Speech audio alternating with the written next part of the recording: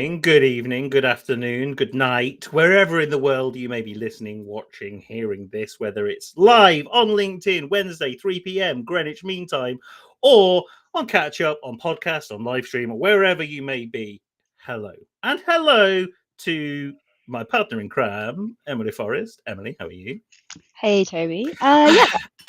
What? Sorry, I just realised, right? I don't want to shatter the fourth wall, but like I say, "How are you?" at the beginning of every stream, and I don't think it's going to be any surprise. It's not the first time we've actually spoken to each other today, so like the whole notion of me asking you that at the beginning seems a bit rubbish, to be honest. I'll change it Stop up. asking then. Yeah, well, I'm just trying to think live now. What's a better question? What is 3 p.m. like in Oxfordshire? Oxfordshire. Sunny. There's some fat pigeons outside the window, looking content with life. And I'm really hoping you can't hear my shared office space background, which I don't think you can. Somebody's on a very noisy call next to me. So that's what Oxfordshire's like. And in Norfolk, very much the same. Fat pigeons, bright sunshine. In the UK in particular, it seems we have come to spring Oh, it's lush. finally after the coldest, longest, darkest winter known to humanity for, I suppose, various reasons in the news and the weather. It's just nice to just have a bit of levity, I think, in the weather at least. So I've actually been watching some television recently. I've been watching Snowpiercer, which is definitely the coldest winter known to mankind. It's from like, there was a film like 15 years ago, South Korean film with Chris Evans in, from the guy who did Parasite, whose name I can't remember now. And there's a series which is on, I think it's on, I don't know what it's on. So I'm great So at recommending this. you're I'm watching a watching. film. So basically, it's a post-apocalyptic world where it was all global warming, and then they tried to cool it down, and then we entered the freeze, and then like most of the population got frozen to death, and there's 3,000 people on a train, and it's about class struggle and the collapse of society, and that is the deepest, darkest winter. This is nothing. Great. I've watched the film because the film is it good? I don't know. Parasite is very good, but Snowpiercer, I don't know. Chris Evans just rocks up and does what Chris Evans does, right? Starts effing S up. Anyway, that's not what I wanted to talk You about. asked me, and I thought, seeing as you've made it blatantly clear to everybody that I never watch films, I've never seen Mad Max or the one with the robots or what was it called, The Westworld, or anything. So I thought I'd The actually one with watch the robots is something. leaving it broad. We got our first comment in the day. Michael Beckley, hello. And for anybody else watching, do drop us a comment. Michael has said, pigeons are the vultures of fresh They are. grassland. They are. Wow, I didn't realize that this was going to strike such a chord with. I don't think anybody cares about HR and AI. I think they're here to watch us talk about pigeons and. Well, we know what we're talking about next week. Big fat pigeons and how they're the vultures of grass seed. Michael Beckley, hello. I hope you're doing well, my friend. So this week, HR's AI wake up call: adapt or get replaced. I think that's Discuss. it's a very provocative title that you've chosen, because I think that an awful lot of people are going la la la la la la la, not listening, not listening. So I wouldn't I'm too exactly important call to it. be replaced by artificial intelligence. It'll never replace. I don't know why that's the voice. Yeah, can you not do that? It's a bit Monty Python. He's been a very bad boy. Look, I've seen it live over the past 3 months, and this is kind of born out of. I've been working on an AI project for the past 3 months, and there is this spectrum, right, as we often describe, of people. It is the tech adoption curve, quite clearly. There are the early adopters, and there are the laggards, and it just seems to me in HR, if we're not careful, HR tends to be full of laggards anyway with technology, not necessarily because of the individuals, because of the organizational structures, right? I often cite that technology inside organizations is often 10 years behind consumer grade technology. And that's one of the explanations for quite shitty employee experiences the world over. So the issue I have now is that we've always been able to get away with that.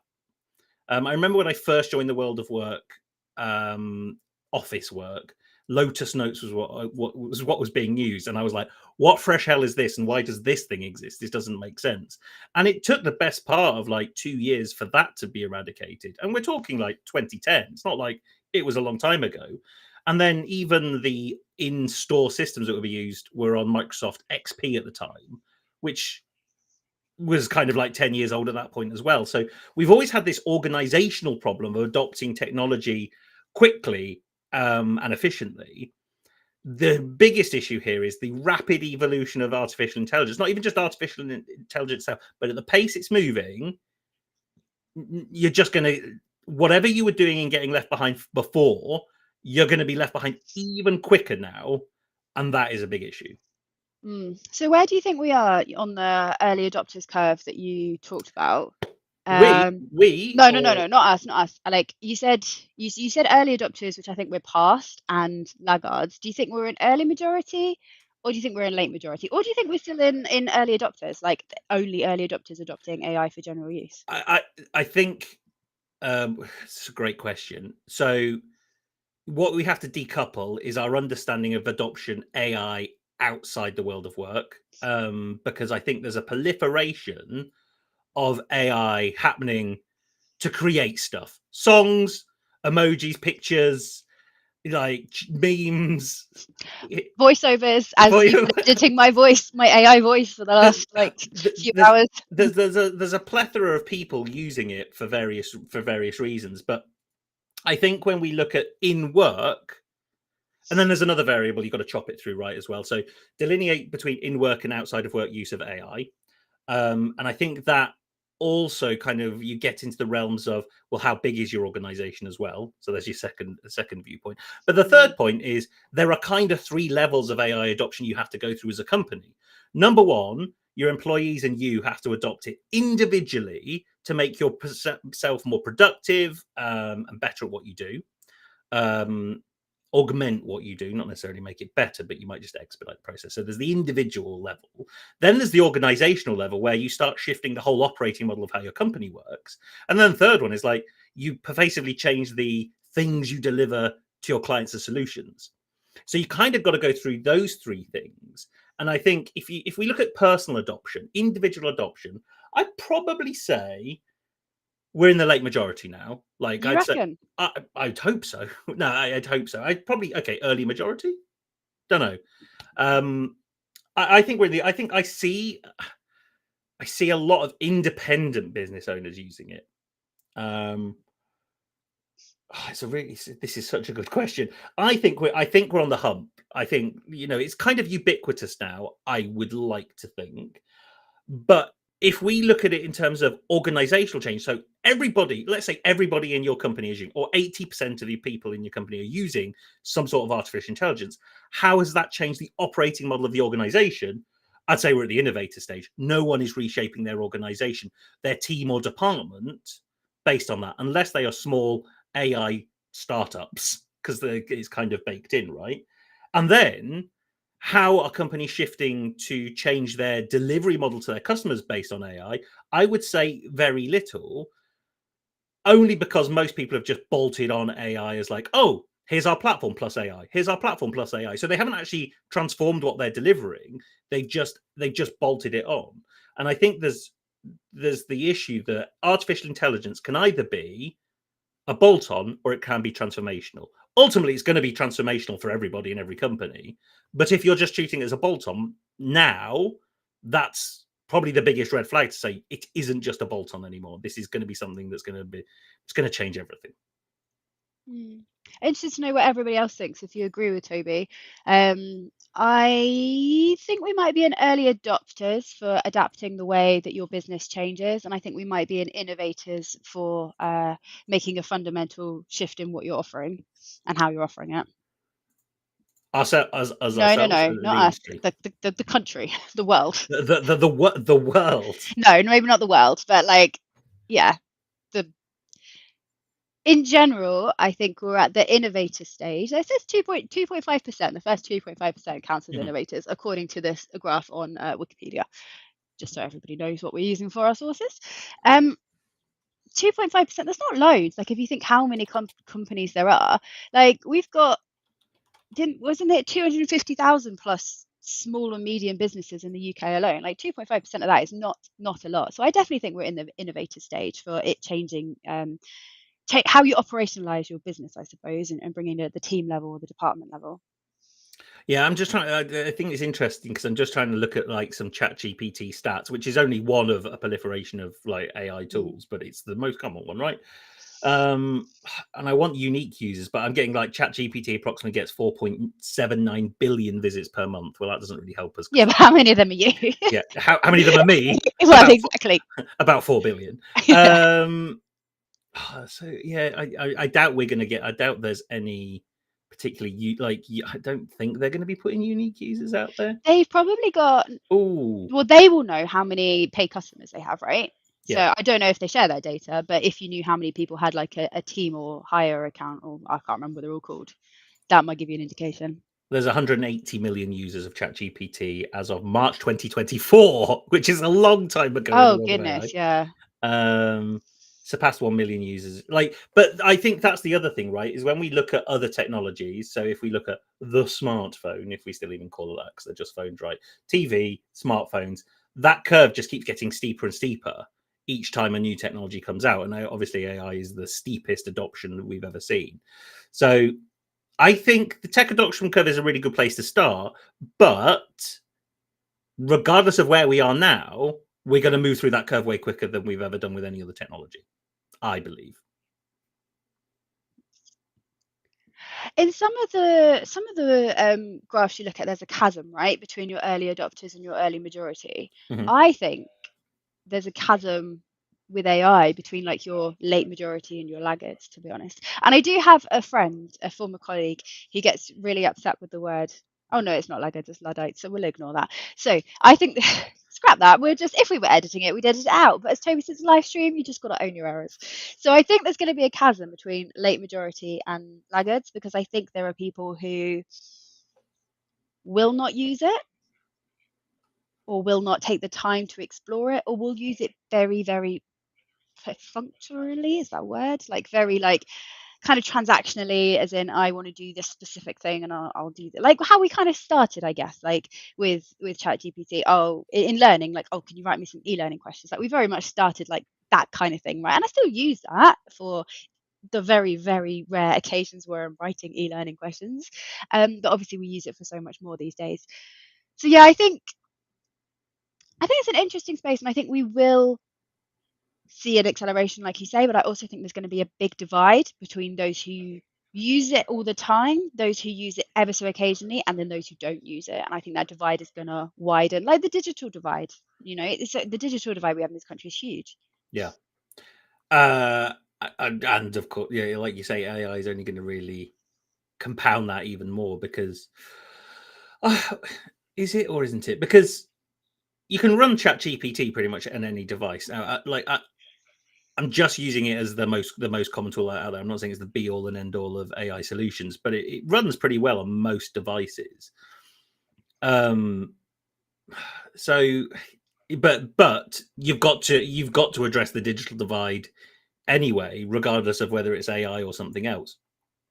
Talking about chasms, because I think particularly when we're employee focused, right? So VR, AR, blockchain. The last of those is my favorite. Probably in that order. It's going to change everything. The way we interact as a society is going to change, and blah blah blah. The biggest thing that's really changed how we interact as people inside and outside the world of work is social media, realistically, and then that just shifts from platform. I mean, to platform. When? Because with the internet, I would say even more so. But Yeah. that was obviously before that. The Industrial Revolution. Electricity.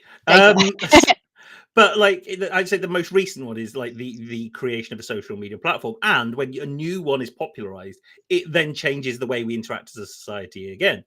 For instance, we're live streaming now. Live streaming wasn't necessary, and I would say we're either the early or late majority in terms of live streaming, because live streaming has been happening for years, just in pockets that we weren't doing it in. Just because LinkedIn has now gone, oh, actually, live streaming is pretty cool. LinkedIn, like I say, the LinkedIn is included in the world of work. It's adopting, it's adopting these things way beyond them actually being initially conceptualized and delivered outside the world of work. Video content, for example, LinkedIn's app now having the TikTok, Instagram Reels, YouTube Shorts feature where you can scroll through content. It's like that came as a result of how people were interacting with stuff outside the world of work. LinkedIn didn't come up with it. It was taking users features from consumer stuff and bringing it to the world of work, which is typically what we do. We just typically do it a lot slower, and LinkedIn have done it quite quickly because they're able to, and it's a consumer product, so they kind of have to. But no one inside an employer from anyone's perspective is necessarily fixing this stuff. I remember how long it took for me to get an actual smartphone at work.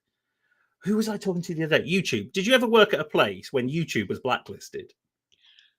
Yeah, I think so. There was I that can't mad quite remember, but I period where think they so. It decided, definitely like, was at school. Definitely was at school. I remember that. like my first office job, my first employee, like they had YouTube blacklisted. You couldn't access it.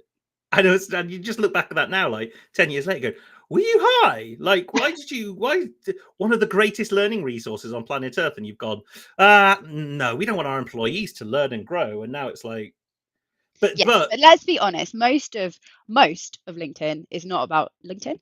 Most of YouTube is not about learning something, is it? Like, there's an awful lot of content out there, and especially at the beginning when it was about like videos of panda sneezing or what have you. that is good meme. That is good meme archive knowledge. Well done. I agreed. And but this you get into the problem where then companies try and create their own internal version of YouTube, like for work. Well, is that what's happening with AI currently, do you reckon? So a lot of places won't allow people to use ChatGPT because of concerns over what it does, right? And we know it's not reliable. Neither is Wikipedia, neither is the internet in general. Nothing is really that reliable Or unless you human or other or people, people. definitely not people. So you have to apply that critical thinking, critical judgment. ChatGPT just makes it easier to not do that, it must be said, because it feels authoritative, but it hallucinates, like it makes stuff up. Like there's no getting around that. And like you say, it tries to please. I feel like, I shut it down. When I show you earlier, I asked it about some ideas for some iconography to represent things like in icon form. And it's like, would you like me to generate these for you? I was like, I didn't know you could do that. And it just basically has generated me some lines this way, that way, that way. And that's what it's done. It's like, well, these obviously aren't finished, is basically what it said. But would you like me to refine them? And I was just like, no, I do not, because you have a vastly inflated opinion of your own abilities. So it's not reliable. So I understand. Like there was a law firm last week before, can't remember what they were called, great content, who is the latest to say, oh no, you definitely can't be using it, because they're just worried, I suppose, of what comes out of it. So I understand that there's an element of people are lazy and will always go for the easiest way out, and AI and ChatGPT can exaggerate that. Like it can give them shortcuts. And if you're then not checking it, we've spoken before about the importance of the human in the loop. And if you are not taking the time to check things thoroughly, because let's face it, you either don't care enough or you have a million other things to do, and so you're not reading everything carefully, that is where things are going to slip through, errors and mistakes. And okay, so the actual process of human in the loop, then, if you're going to use something like this for arbitrarily for content creation, is, I think, especially from a laggard perspective, the perception is this tool should just be able to, I should just be able to tell it what I want and it should be able to do it. And eventually it will be able to, but it's still in its infancy, that it has to be. I always context like AI is it's a machine, right? So if you put shit into a machine, you're going to get shit out of a machine.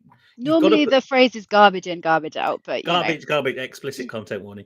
Garbage in, garbage out, right? So you've got to be able to put something good in. And I think from what I've seen, the people who haven't adopted it are not putting good stuff in, and therefore they're not getting good stuff out. And then they sit there quite grumpily going, well, it's not very good because it doesn't do what I want. It was like, yeah, but how much time and effort did you spend trying to get what you want? So, for example, some of the stuff I've been creating took quite a long time to refine the prompt that I to then generate the output that I wanted. And it wasn't like it's not a linear thing. It's like an iterative process that you have a conversation with it. You know, if you are putting a prompt in and then getting an output, you have either created your own large language model, you've either created such a fantastic prompt that you're able to do that, or you're actually just not getting anything good out of it, realistically. But so I counter my own statement, right, that saying AI is a machine, because AI is also a person. That if you were to treat it, if you were to treat it as a person, if you were to onboard a new person to your team who'd never worked in your industry or your company or with you before, and you said, "Hey, can you write me like 10 social media posts, please, helping me sell my services?" If you asked a person to do that, they come out with rubbish because they have no idea, no context. Like, even just say, look at my website. Here's a transcript of me talking about all this kind of stuff. Like, you have to be able to give it good stuff to expect good stuff out. And I think there's this like mindset to using it, which some people have tapped into, but the vast majority haven't, because it's like the phrase I keep hearing again and again. It's just like, oh, it's just like Google. It's just a better Google. And like, if you think it's just a better Google, you've vastly underestimated what this tool is actually capable of. Do people actually say that? Have you genuinely heard I've someone say genuinely heard that in the past 3 months, yeah. it's nothing like Google? Anyway, so But ChatGPT, what, last week before, launched you can now change your yeah, you can search the web, and do your and deep research or what have you. and Perplexity. No, the bar. So you can now, rather than your Chrome bar be the search bar, you can now just use it as ChatGPT. So it launches straight into ChatGPT rather than Google. I don't want to do that though. So I that's why I tried. didn't look. I tried it. It's maddening because I actually use the top. I use that nav bar or the address bar as my calculator. Mm. Because it's just there and it's quick and easy to use, and ChatGPT isn't a great calculator. But then people talk about Perplexity, right, as an AI searching tool, and Google obviously has kind of moved away from SEO ranking to authority and kind of giving you these AI responses based on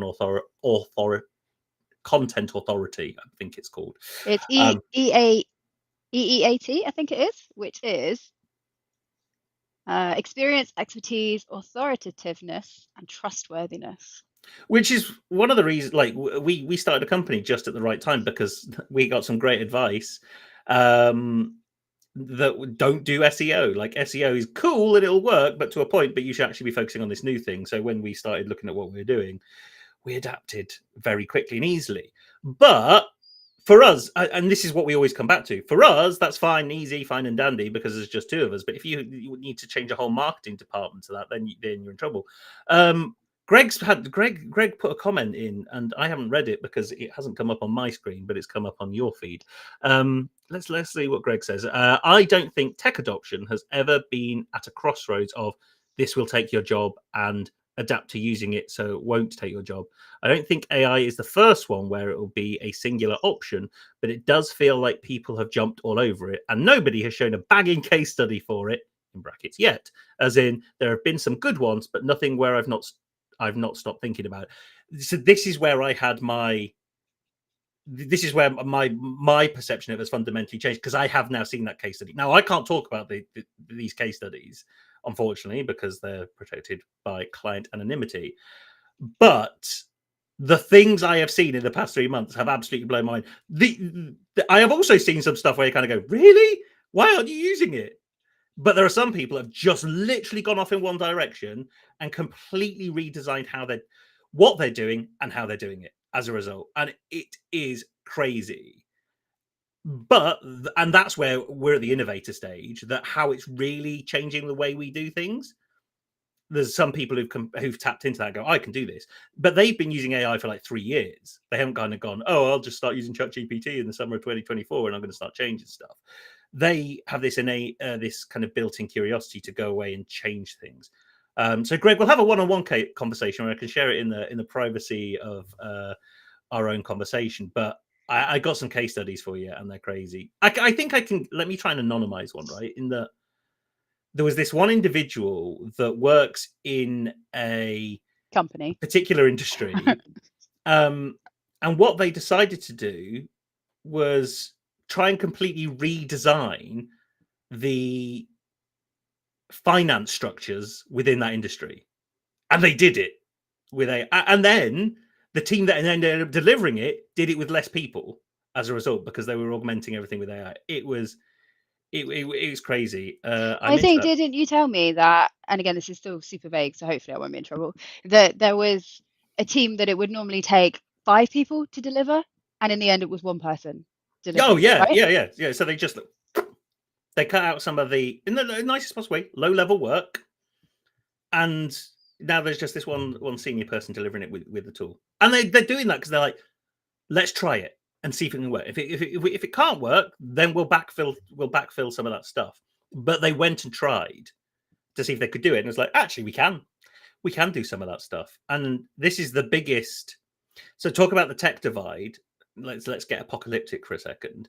There is a whole, AI will probably just work its way up through companies, much like an individual. As it gets better and it learns, it will just work its way up. At the moment, it's hitting the bottom of the pyramid. And there's a lot of senior leaders within organizations just sitting around going, I'll be cool, it's fine.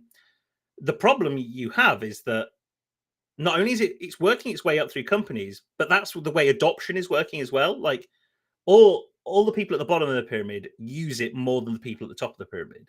And so actually, all the people at the bottom of the pyramid are getting pretty genned up on what it can and can't do and how you may change what you do. So if those senior leaders just sit there and just wait for something to happen, they'll just be superseded by the people that have adopted the tool, which is And I think crazy. You flip a there's a few pyramid. reasons for that.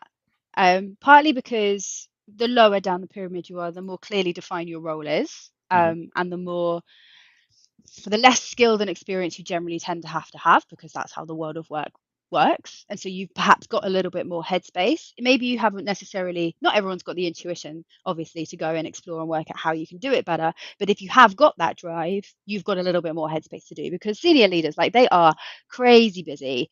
They are. And there's also, so you haven't got the headspace to go and explore it. You're constantly fighting fires or dealing with things.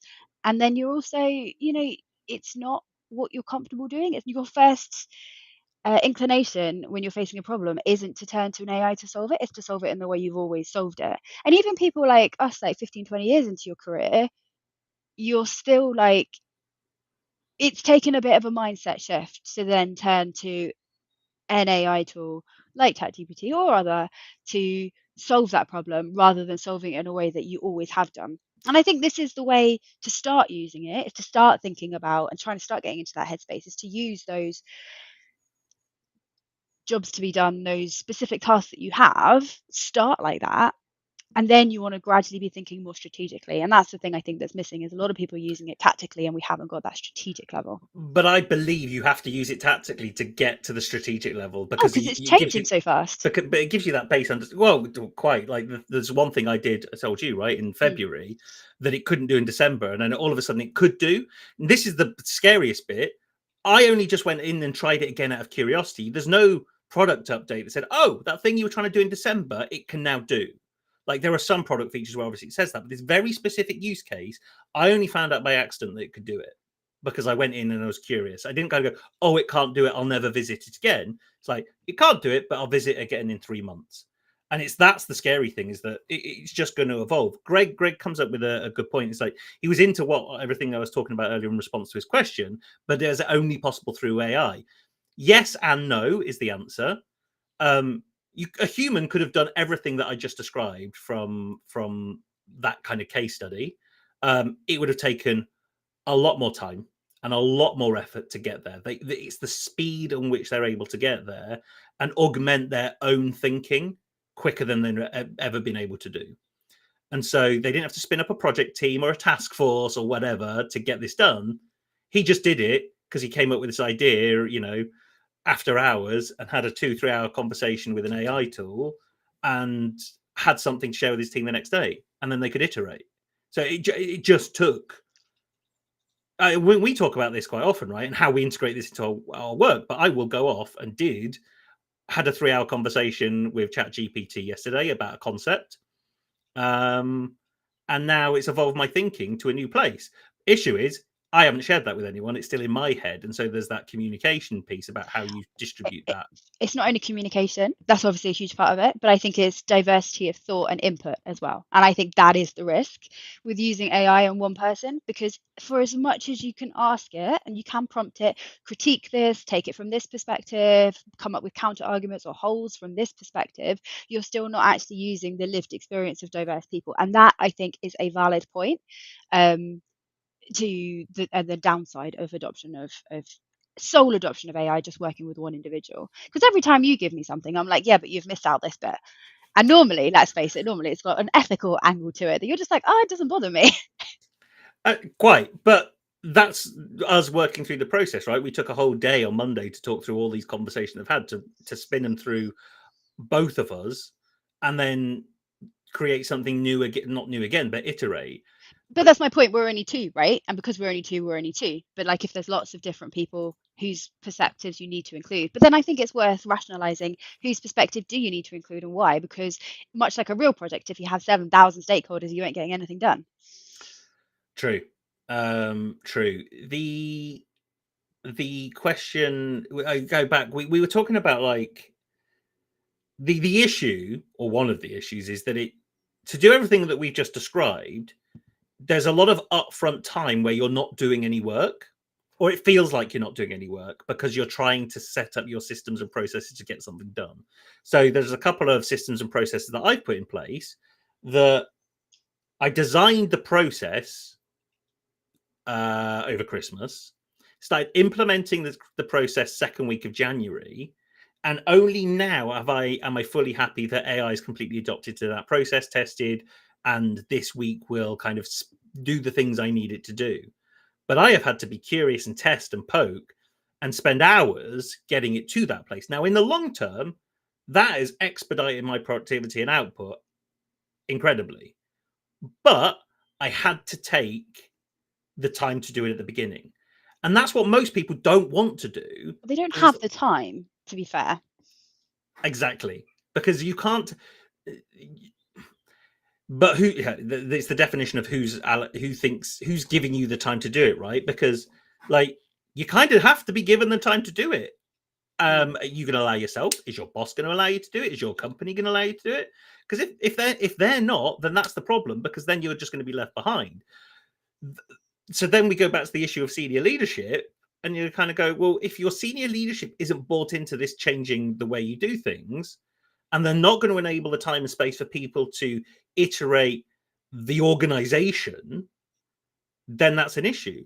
And then if your senior leaders like aren't even using the tool themselves and don't even have this comprehension of what it's capable of, which is quite a common conversation, then again, you get left behind. So I mean, I'm not going to even try and guess what the answer is.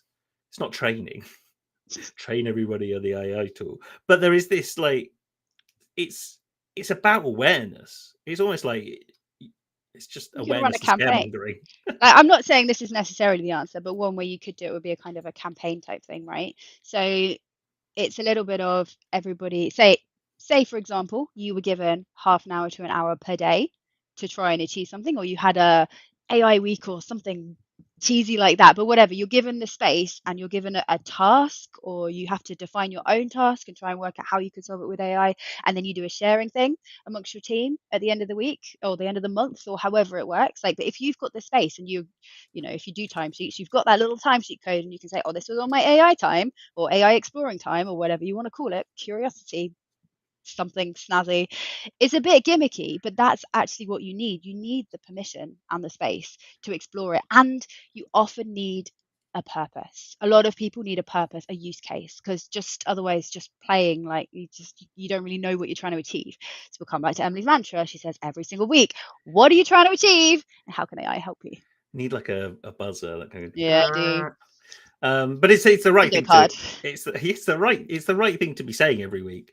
But based on that, the two concepts I fully on board with is war rooming and hackathons as two concepts Do you want to just explain them? Make sure we're all on the same page. War rooming, you get your whole team in a room and kind of go, this situation has happened, what the bloody hell are we going to do? So you know, this tool, this chat GPT has been invented, is going to do all this for us.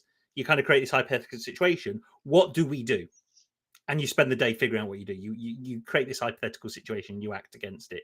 Hackathon is where you go through the process of finding a problem, probably already find at the beginning of the hackathon, and then you try and design an MVP by the end of the day, 2 days, whatever, kind of a coding thing, right? But you try and design solutions collaboratively with people. So those two concepts are quite sound, and concepts I have talked to clients about time and time again. But to your point, always comes back to time. Let's do a hackathon for a day where we get your whole team in a room to do that. Too difficult. One day. Expensive. Well, but I said this to a senior leader a couple of months ago, and they said, we're gonna do the a hackathon, but we'll do it over like a 3-month period. We'll figure out how we change stuff. And I said, okay. Oh no, I said, like, how long is it going to take you to build and embed something like this into your team? And she said, like, 3 to 6 months, possibly a year. And I said, what if I got you all in a room for a day and you just focus on this one challenge? Do you think you'd get it solved in a day? And she went, oh yeah, probably. And you're like, what? So if you just took one day out, you would save yourself a year of project planning meetings against this transformation, where you could probably just get yourself in a room and figure that problem out there and then. And I think this is the problem we've talked about it, like productivity or perceived productivity, is that work isn't just about doing stuff. And invariably, AI is going to mean that it is even less about doing stuff. It's more about thinking about how stuff gets done and then enabling something else to do it. And it's something, not someone, right? That's where the magic happens. So we talked very, very generally so far. I think we should probably focus a little bit more on HR. Well, I think we're probably going to have to spin up some specific AI in certain areas of HR topics, because I think what this live stream is showing us that it's quite broad, so we can speak in general terms and then maybe attack it in maybe like induction, onboarding, yada yada yada, whatever, right? But if we look at it at HR, okay, HR, right? HR typically, as well as the legal industry, and I was talking to someone who works at a law firm last week, there is a lot of litigation, there's a lot of policy, there is a lot of documentation, there's a lot of stuff that your industry is kind of built on. Now, artificial intelligence democratizes knowledge. Whether it democratizes the right knowledge or not is up for debate, but it has that opportunity to democratize knowledge to people who have access to the technology, to your digital divide point. So what do you do in a world where all the institutional knowledge held by a SHRM or a CIPD is now available to everybody? Now, whether that's the case at the moment or not, I don't care, because it will be the case in the future. That knowledge, that policy, how you should do things, crossing the T's and dotting the I's, a piece of technology is going to take that away. So in that world, how does that impact HR? Well, I would say, arguably, that CIPD and SHRM, their power isn't in the knowledge they have, because you can find it all on the internet anyway, right? You can find out if you are prepared to look and to use your ACAS and the like, right? Yeah, but even that, I think you can just find and search, and buried on like the 5th page, someone will have put the policy So documents there up you and go. stuff. But it's not buried anymore. It doesn't need to be Yeah, buried. It's not buried. It's so surfaced. what CIPD and SHRM do is, number one, and like all learning does, to be honest with you, they provide you the paths that you need and say this is right. They also have that authority, like you said before, which I think ChatGPT is missing at the moment, because I think people don't trust it. But the other thing they have is that certification. Right, and that's where their real power is. Like, you talk about like continually just providing data that proves your own purpose, right? That is entirely what I believe they do currently. So if you took that away and everyone had access to everything, I think you would still need it through a dedicated platform or resource. Your company or your HR team would buy into a system that says, okay, here are all of these, and you can kind of adapt as needed. Because I think you're still going to use your policies. So you're not going to scrap all your policies. You've written them, they exist. It's just when it comes to new ones, you're going to be using more of templating, and like that will be much more quicker and much more effective, I think. So a couple of things. I think then you end up getting industry bodies like CIPD certifying platforms, not people. I think they certify people as well, but yeah, I don't think that's necessarily a bad thing, Well, that makes sense. That makes sense. Certifying these platforms, like you can't, and probably never will be able to certify ChatGPT as a CIPD accredited distributor of knowledge and policy. That probably won't be the case because it's too general. But there may be a specific GPT or a specific AI tool that you could certify to say, hey, this is actually where you'd want to go. So that's point one. And actually, there are a couple of people out there doing like the early knockings of this already. I think our friends at Clever Goose do a great job of kind of synthesizing all of that knowledge and action and conversation. And that's the big bit, right? It's not just the knowledge, it's the action and conversation you have and the follow-up and documentation that is all just baked into something really cool. But then, if that's available to anyone and everyone within an organization, it doesn't necessarily have to be a HR person to have that conversation.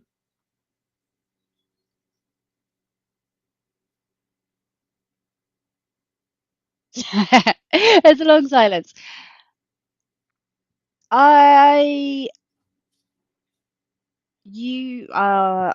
Well, not just anyone can have that conversation, because what if you say completely the wrong thing? No, right? I'm not. But I'm thinking managers and team leaders, not Yeah. just anybody. It comes down to, have they? I think if they say, I've read the policy or whatever, I've read this and I know what's going on. Yeah, why not? And then you can just go to HR. I think we still need an HR person. I think you need an HR person who knows their stuff, but also has the experience and can also offer the support that they then need to take on that role. Because we see it like with hiring and recruiting, right? Like a lot of the it's done by the hiring manager. Hiring managers, but like a lot of the time, the person who's actually the hiring manager is the person who's going to have them in the team. And you want to be hired when you're going for a job by the person whose team you're going to be in, right? You don't want to be hired by HR. And HR are just there to advise on it. So this is where I think the nature of people teams, HR teams moves is that it's about the advice and enablement of stuff to happen in the organization, not the empire building of we do it.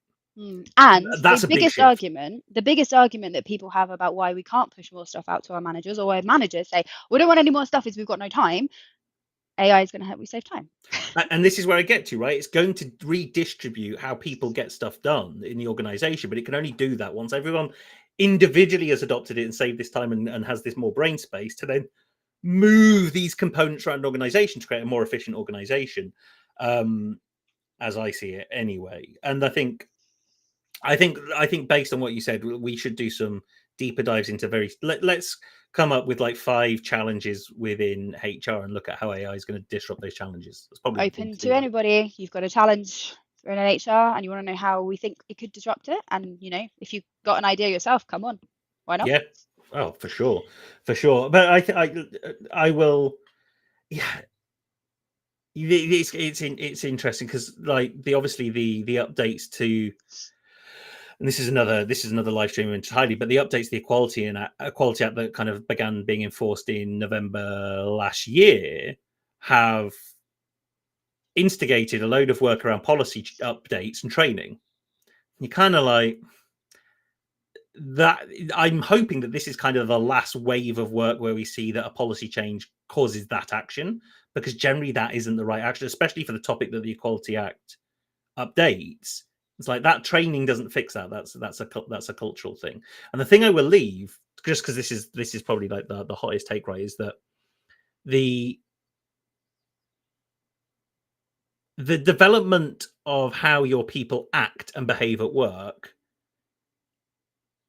how do away with absolutely any of the ways you do it at the moment, but how would you genuinely change the way people behave and act at work? What is the best way of doing it?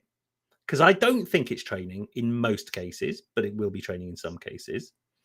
But what are the other things you could be doing? And this is where I think AI helps us all, because it takes away some of that stuff. And you can start to address challenges like that a lot more seriously, because that requires a lot of creative and strategic thought about what you do. But at the moment, we're in this kind of hamster wheel of training and policy updates, comms. And it's got to stop. And it will stop because of artificial intelligence. I believe anyway. But there we go. Okay, so we'll do some more AI topics. Emily, anything you want to say in summary? It's an exciting space. I think there's a lot to learn. I mean, we've made it quite clear to anyone who's an individual, it's about exploring. If you're leading a team, can you give your team the permission to explore, to discover, set it around a challenge if you can? Like give them a purpose, because otherwise we're all just kind of headless, like chickens running around going, "Ah." You need to set some boundaries. Um, I think that is my main thoughts. Yeah, and I would say it is hard when you don't have the headspace, and it does take a curious mind. And like I don't have the time to be doing all this stuff. Like I'm lucky I've got Toby doing it for me in a way, although I think there's obviously some limitations with that. But like, well, when you're on delivery or work, like constantly, it is really hard to find any extra energy for that. So I think you just got to try and build it in and make it as much as you can. It's yeah, on that point, honestly, the amount of times this year alone I've gone, "Ugh, I'm wasting my time here. I'm wasting my time. Mm. I have to get through that. And that's really difficult to do because I have a million and one other things I could be doing. But like, if I just get through this, I know it will be better as a result It doesn't because always I've done it work, is the once. other thing, is it? Does it? Well, that's the thing. But just because it doesn't work today doesn't mean it's going to. And this is the archetypal corporate things like, oh, we tried this a year ago and it didn't work. With AI, just because it doesn't work today does not mean it won't work in a month, 2 months, 3 months. And that was the scary epiphany I had last month when it started being able to do something it couldn't do in December. But it never told me that. And that's scary. And with that light and breezy ending to the apocalyptic world of artificial intelligence, HR, and employee experience, I've been Toby, Emily has been Emily, and we will catch you all next week. Bye. Bye.